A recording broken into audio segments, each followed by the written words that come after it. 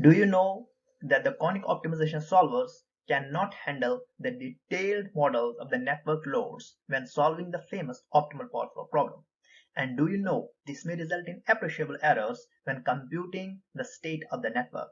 In this talk, I am going to present two methods aimed at modeling the network loads with the conic optimization solvers for good accuracy.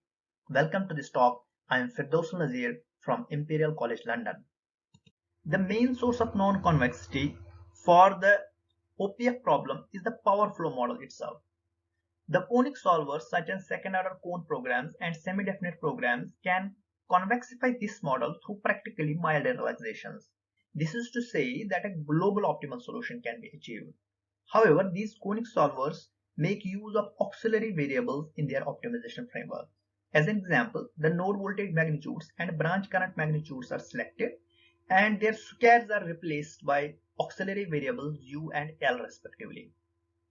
This effectively means that we lose track of the node voltage magnitude variable, which makes it difficult to quantify the dependence of the network loads on the voltage magnitudes.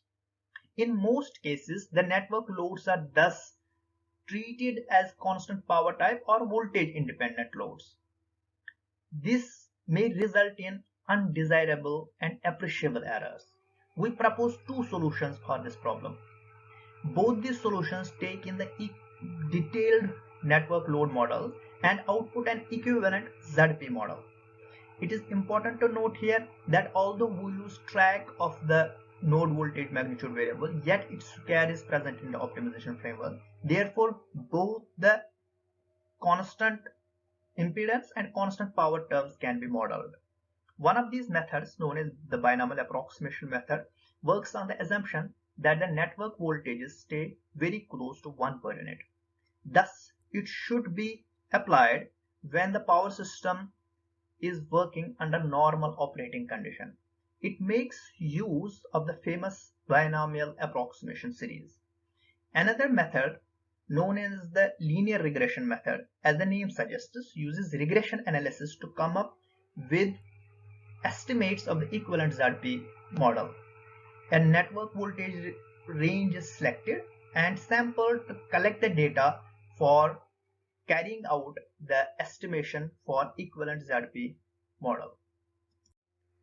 Okay, let's see some results.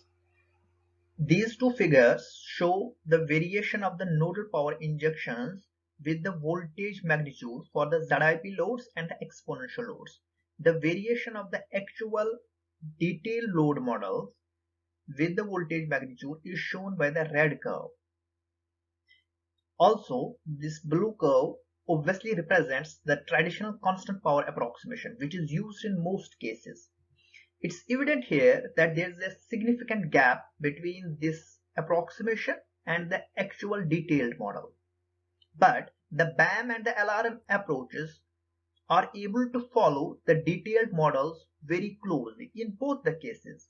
Also, in normal operating range, the BAM model performs better, while as outside the normal operating range, which we can say is the voltage stress condition, the LRM approach shows good accuracy.